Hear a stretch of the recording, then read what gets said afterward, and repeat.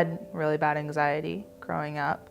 I always, as a kid, described it as heartburn. I always thought that there was something wrong with my heart and it would flutter. Later on, come to find out that that was me at the age of 6 and 7 having panic attacks. And I didn't realize that was what was going on. And it'd be right before church and right before when I would step out of a dark room into something that was bright. My body just couldn't handle it and I'd start going into panic attacks. And I always felt guilty about them. Every time you would have a high, it would go back down to an extreme low. And because I was so low, I would feel anxious that people would notice. Well, I mean, when I was college aged, it was crazy taboo. I mean, you just didn't talk about that sort of thing ever. It's just something about that generation. Parents kind of felt like if you didn't talk about it, maybe it didn't exist, or if you didn't talk about it, then it wouldn't be a problem. I grew up not knowing that that was even a thing. Now that I'm older, I can see parts where my dad has struggled with feeling depressed or feeling down or whatever. And I never got to have that validation of that is something real that you can feel and that's something that you can struggle with. I think the most detrimental thing I came into contact with was that nobody talked about it. I think a big reason why talking about mental health is such a taboo topic is because nobody wants to admit that they're not perfect. Everyone wants other people to think that they have everything together, and it's a sign of weakness if you are struggling with something. I'll hear students come in all the time and say, I'm here, but I'm not telling my parents I'm here because they are not a fan of mental health. There's even sometimes this view of it's against Christianity. If you're seeking mental health, then somehow you're, not putting enough faith in God. And I think that's really hard for the church to look at because it's well, if you were really, really strong, it wouldn't be a struggle. And it's the fact that you are alive, the fact that you are still fighting, the fact that you are doing the best you can, that is strength all in itself. I think people need to take a step back and realize God made therapists, God made chemists. There's a reason why your body is so out of whack. The devil tries to quiet you and be well, that's weakness. You don't want to show weakness. And it's but in my weakness, God is strong and God is able to work through those things when I let him just see, when I vocalize, when I'm not shut down and my spirit isn't shut down and my voice isn't shut off to say what's going on.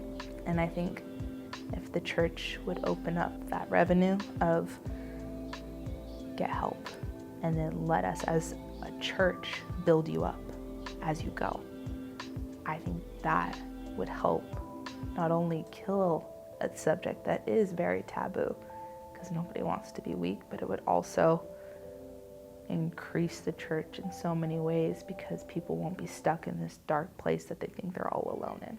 I think older generations perceive mental health as you have to go into a psych ward, you're that bad that you have to go into something severe. And they don't realize that maybe some of these other things, depression, are actual real things that can be helped, that can be treated in not such a severe way. As a millennial, we started saying, hey, I'm actually struggling with this, what can we do? And I think as time has progressed, it's become a more open environment for you to say, yeah, I'm going to counseling for this. My parents' generation, they didn't do that. They didn't say, okay, I've been really struggling, let me go see a counselor. That was it's not that big of a deal. I'm not gonna go to a counselor, I can figure it out, kind of a thing.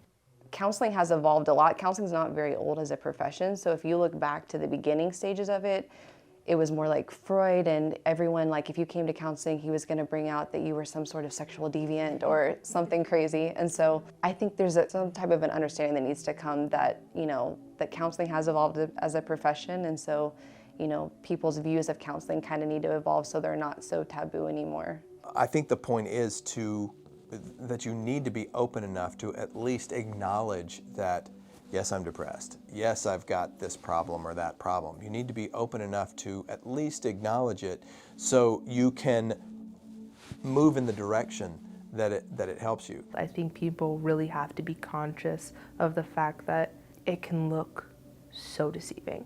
People can hide them a lot of times with smiles and being really outgoing. So I think that it puts so much pressure on you to be a person in society that's happy or successful. Even if you are successful and you're not happy, it's hard for you to admit that because in some people's eyes, you've made it, you've arrived, but then behind closed doors, you're not happy, you're not fulfilled, and it could be more damaging sometimes than anything physical happening to you.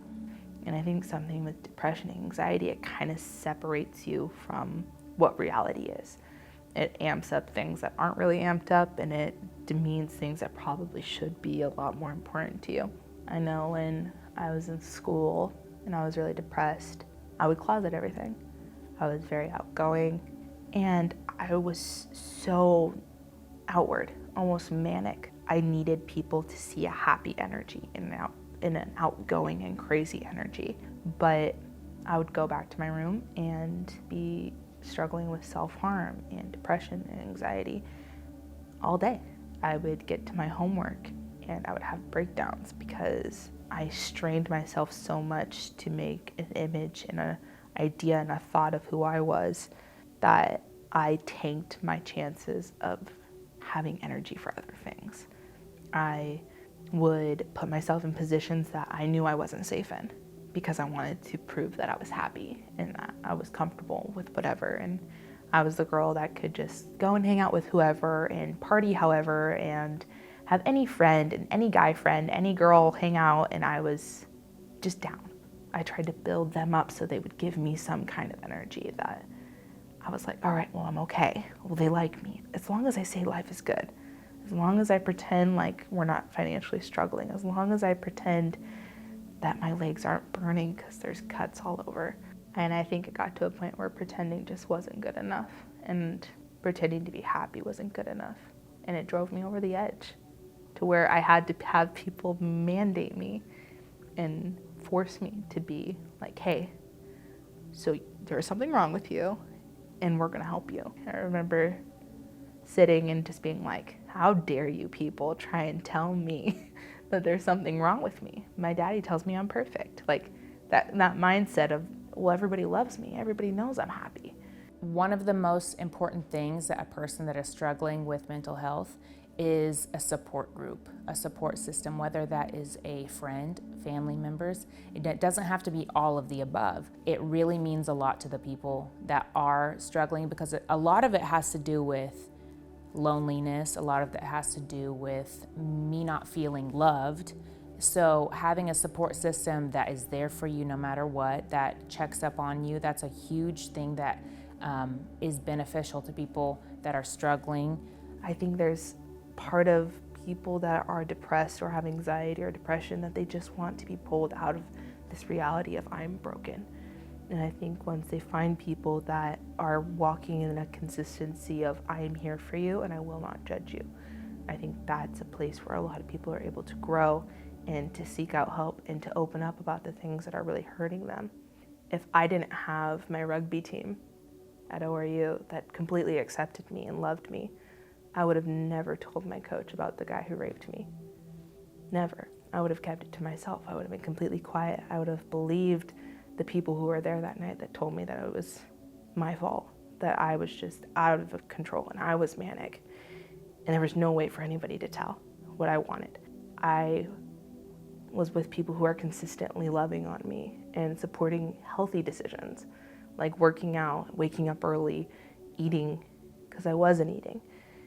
And I had people who are just like, you can do it. If they're really in a place where they're not getting the support they need, they're not getting the medication they may need, or just the overall healthy environment, you're not going to be able to change them with that one act or that one situation. And I think it's very dangerous to walk into that thinking, oh, well, if I just take them out to lunch that one time, they're going to be fixed. And it's not that.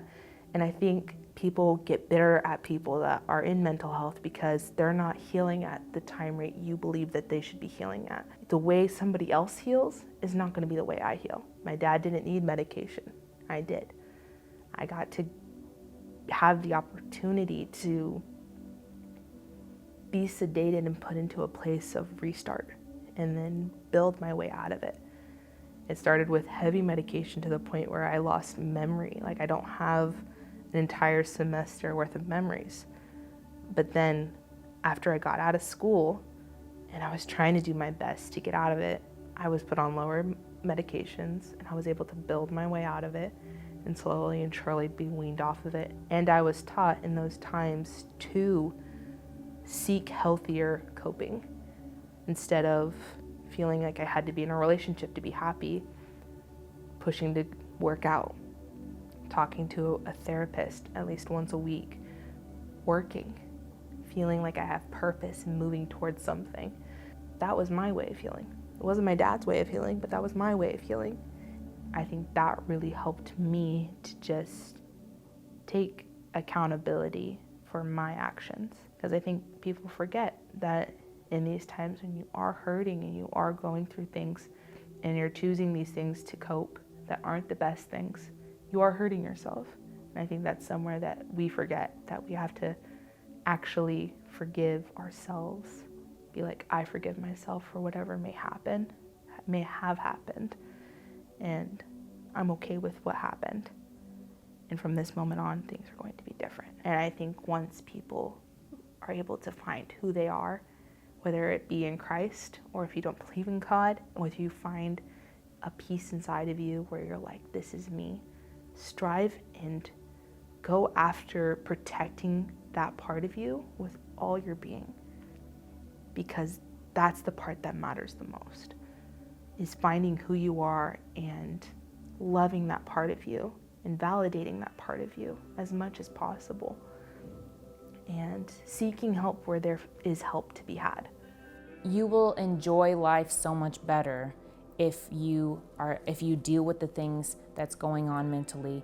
And it may not seem that significant, but it really is. And you might not see it until you're there and saying, wow, I'm so glad that I did that because I enjoy life so much more. I find joy in the smallest things when before I couldn't find one thing about the day that I had joy about.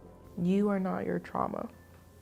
You are not your anxiety. You are not the things that hurt you. You are not that night where nobody was watching and somebody did something horrible. You're not that day where you couldn't get out of your bed.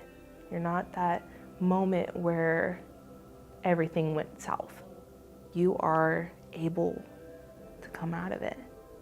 And it takes a lot of work. I'm not gonna lie and say, oh, you're gonna get a magic pill and it's gonna go away and you're gonna be happy, or you're gonna look down and all the scars on your wrists or on your legs are gone, because that's not true. But you do have the ability to move past those.